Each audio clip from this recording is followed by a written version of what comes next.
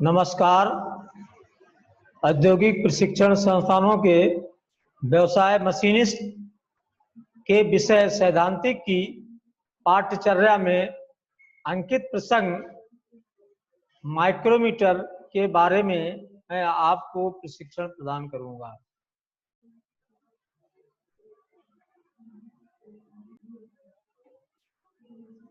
सूक्ष्ममापी यंत्र परिचय।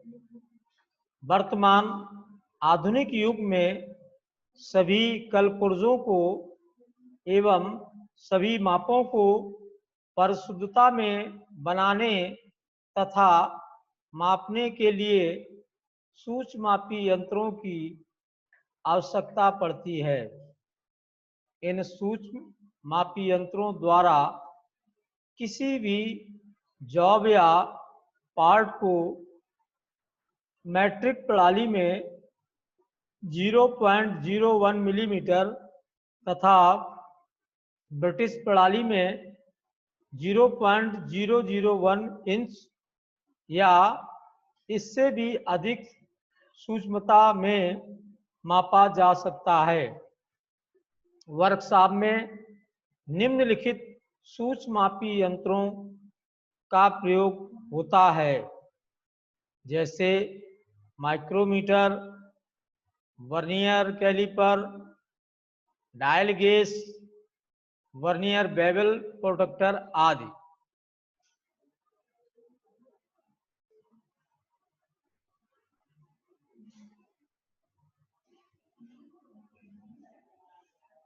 माइक्रोमीटर यह एक सूक्ष्ममापी यंत्र है जिसके द्वारा किसी जॉब की मैट्रिक प्रणाली में 0.01 मिलीमीटर तथा ब्रिटिश प्रणाली में 0.001 इंच या इससे भी अधिक सूक्ष्मता से मापा जा सकता है।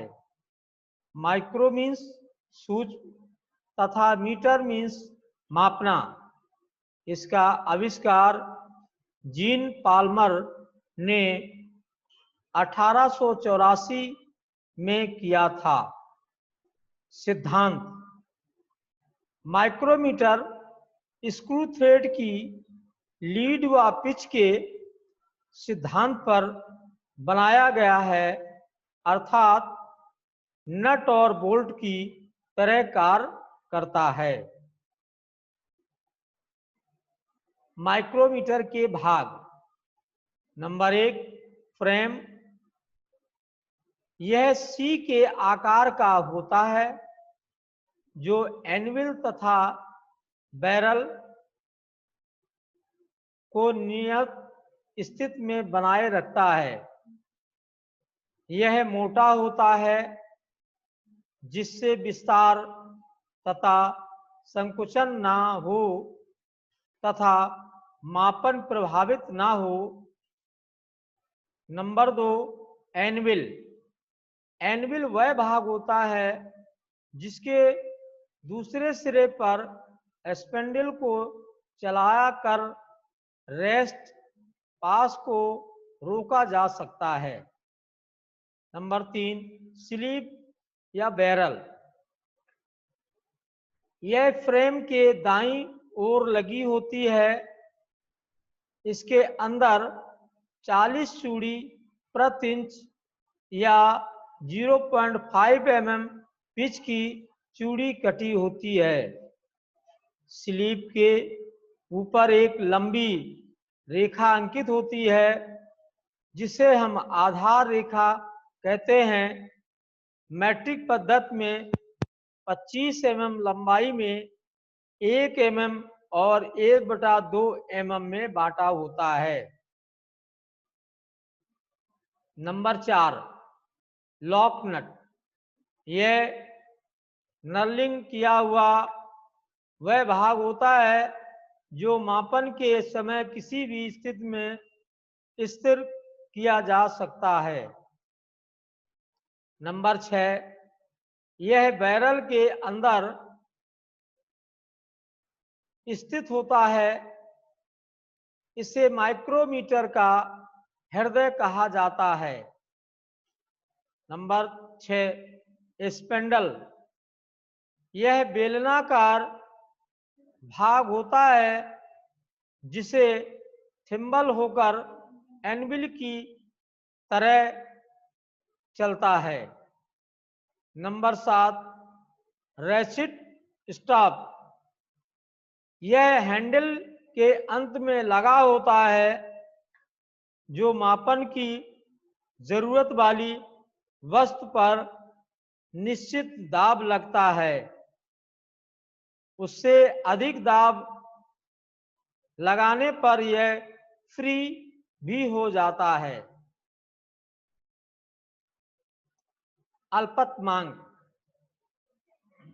किसी माइक्रोमीटर द्वारा ली जा सकने वाली छोटी माप को उसकी अल्पतमांक कहते हैं। माइक्रोमीटर का प्रयोग करने से पहले उसकी अल्पतमांक का ज्ञान होना आवश्यक है।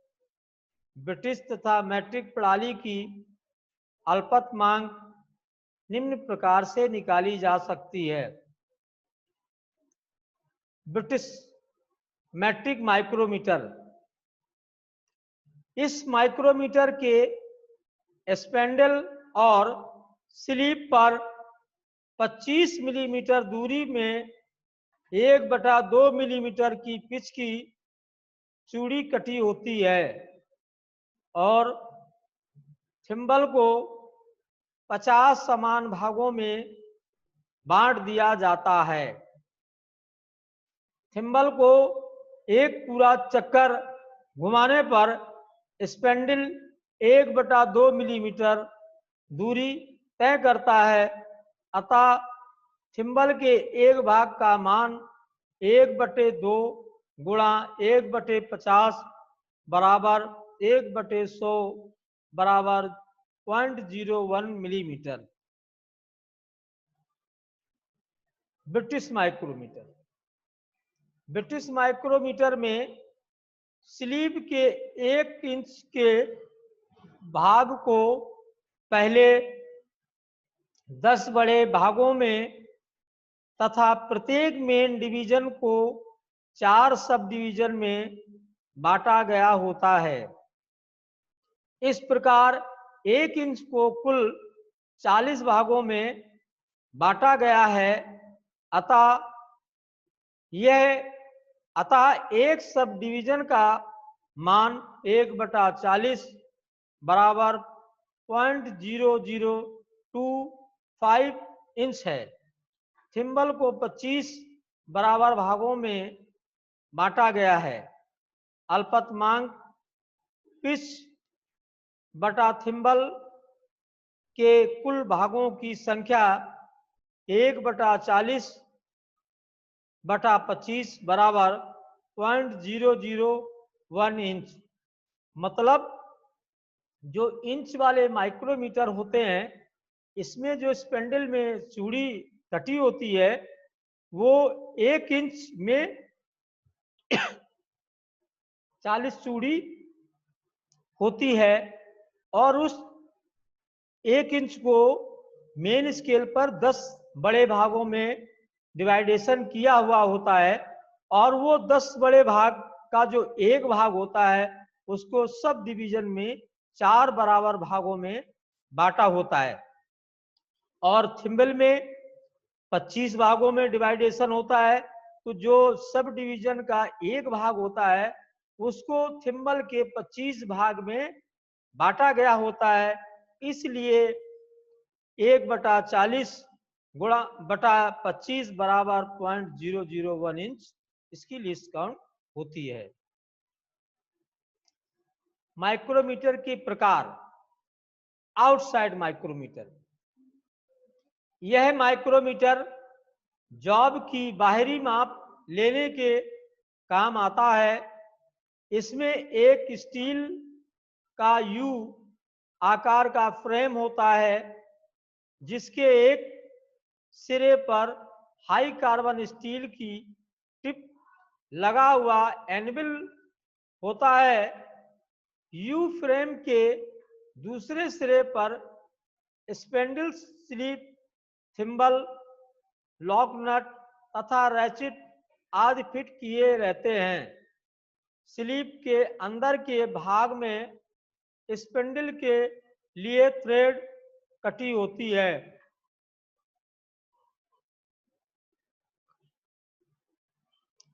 मतलब आउटसाइड जो माइक्रोमीटर होता है, किसी भी जॉब को बाहरी माप लेने के प्रयोग में होता है। इसके ये 7 भागों में बांटा हुआ होता है। जैसे नंबर 1 फ्रेम, ये फ्रेम है। नंबर 2 एनविल, एनविल जो निहाई का काम करता है। Number 3 spindle. नंबर 4 स्लीव या barrel, sleeve with barrel.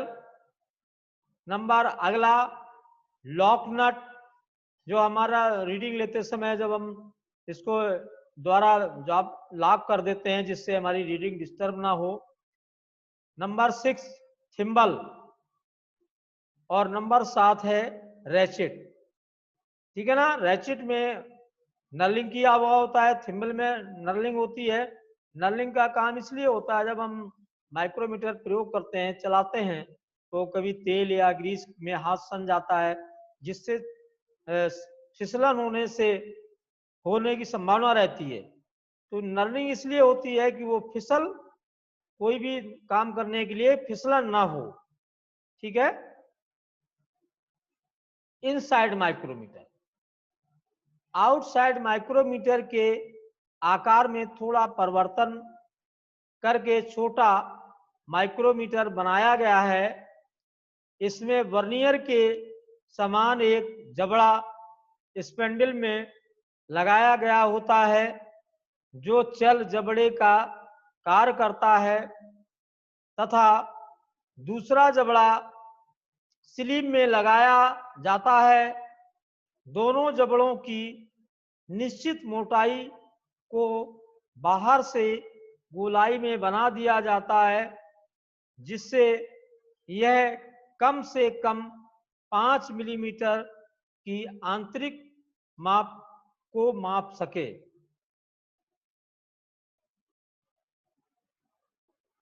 Depth micrometer,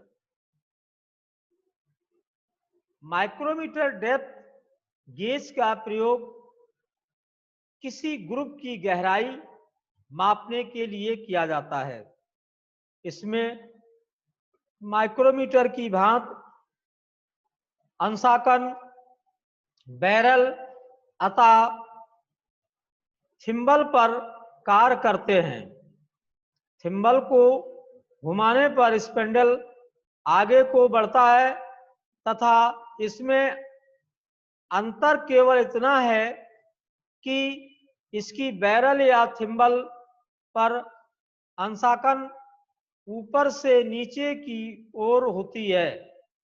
depth gauge को पूरा ऊपर तक खोलने के लिए स्पेंडल को बेस से मिला दिया जाता है। माइक्रोमीटर की भांति ही इसकी रीडिंग ली जाती है। इसके माइक्रोमीटर की अल्पतमांक मीट्रिक प्रणाली में 0.01 मिलीमीटर होती है।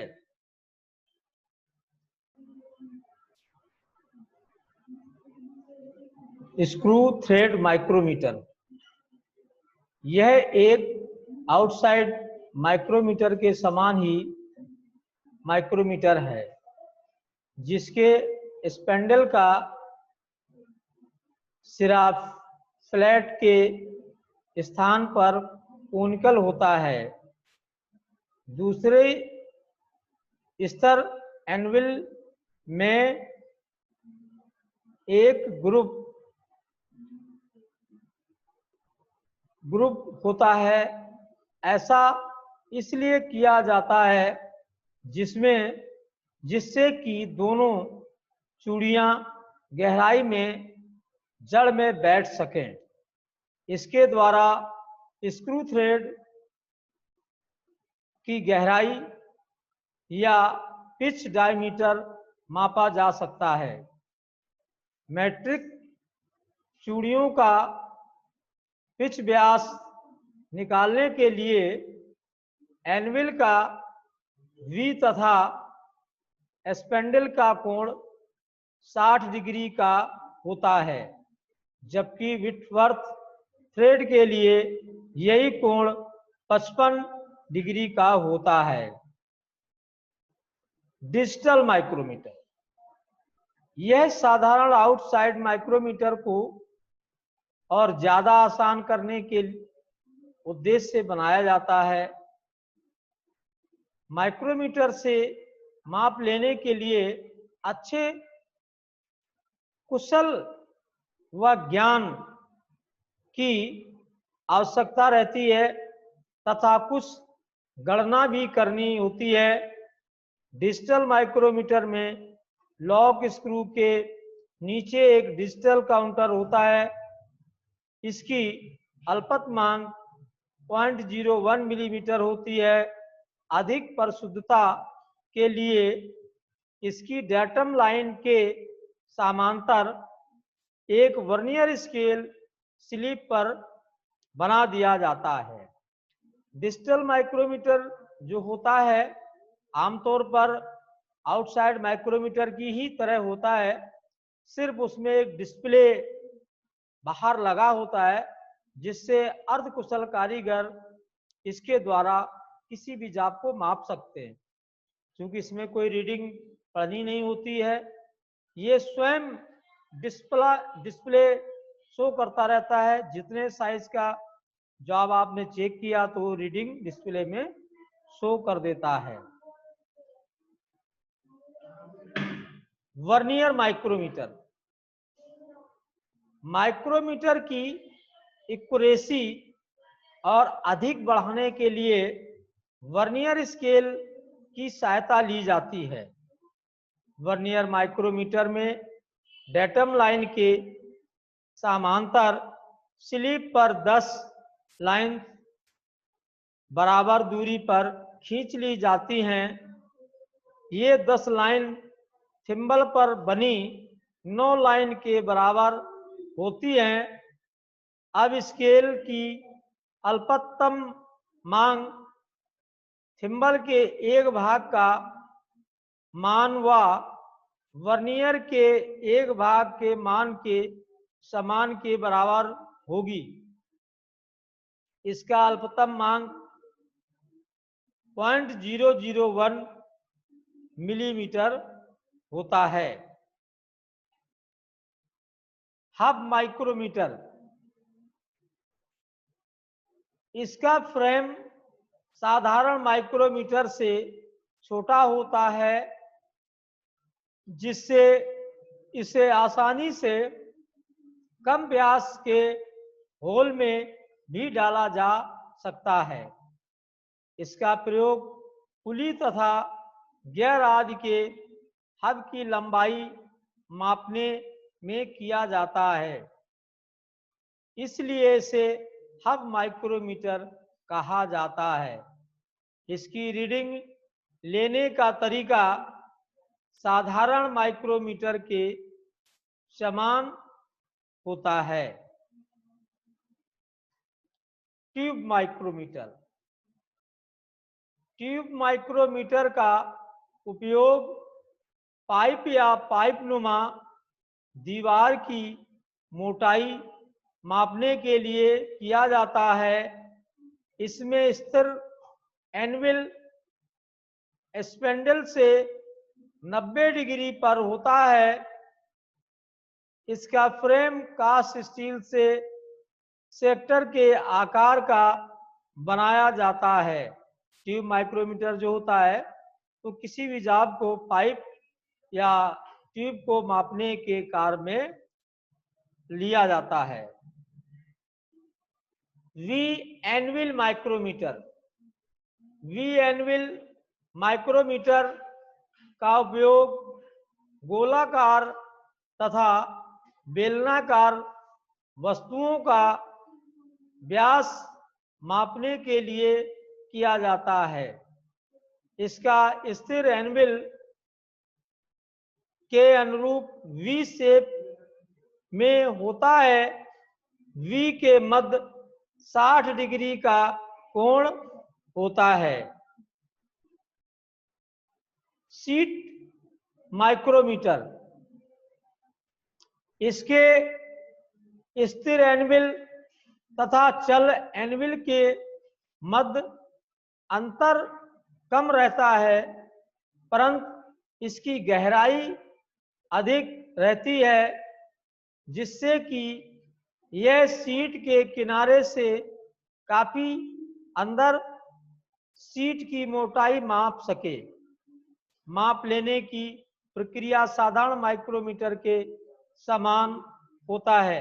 एक्चुअली ये जो माइक्रोमीटर होता है, शीट माइक्रोमीटर, तो सिर्फ जो शीट चादर जो की मोटाई नापनी होती है, तो इसका जो फ्रेम होता है इसका थोड़ा लंबा होता है, इसलिए इसमें शीट आसानी से घुस करके और माप ली जाती है। ब्लेड टाइप माइक्रोमीटर,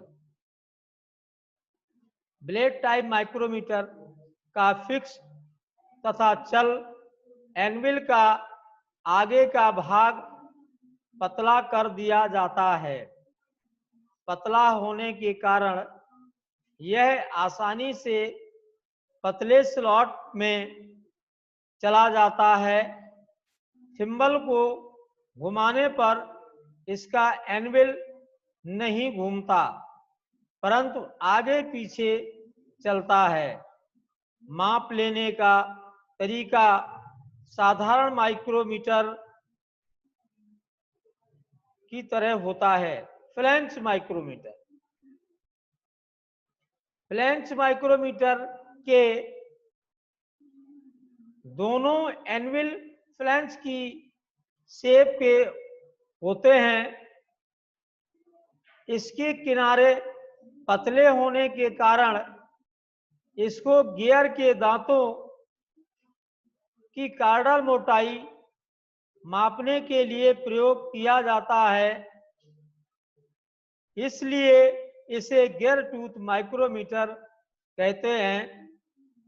इसका प्रयोग सिलेंडर पर बने फिन्स की मोटाई मापने के लिए भी किया जाता है। जो फ्लैंक्स माइक्रोमीटर होता है, इससे कोई भी गियर के जो दांते चेक करने के लिए हम फ्लैंक्स माइक्रोमीटर का प्रयोग करते हैं, क्योंकि फ्लैंक्स जो इसमें एनविल और स्पेंडल में जो आगे की फ्लैंक्स लगे होते हैं ये वाले, और ये क्या होता है, दांतों के अंदर जो जहाँ बेस सर्किल डायमीटर होता है, पीसीडी होती है, वहां पर ये आसानी से फ्लैंक्स फिट हो जाते हैं और हम इसके द्वारा गियर की दांतों की मोटाई चेक कर लेते हैं। सारांश, आज के प्रसंग में आपने माइक्रोमीटर एवं माइक्रोमीटर के प्रकार के बारे में जाना। प्रयुक्त संदर्भ www.bharatskill.gov.in, www.wikipedia.org, रॉयल प्रकाशन, घोरले, अरहंत आदि।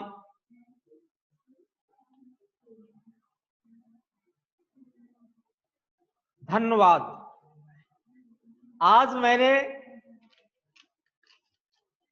मैंने आप लोगों को माइक्रोमीटर के बारे में आपको प्रशिक्षण प्रदान किया। आपको यह प्रशिक्षण भविष्य मददगार साबित होगा। धन्यवाद।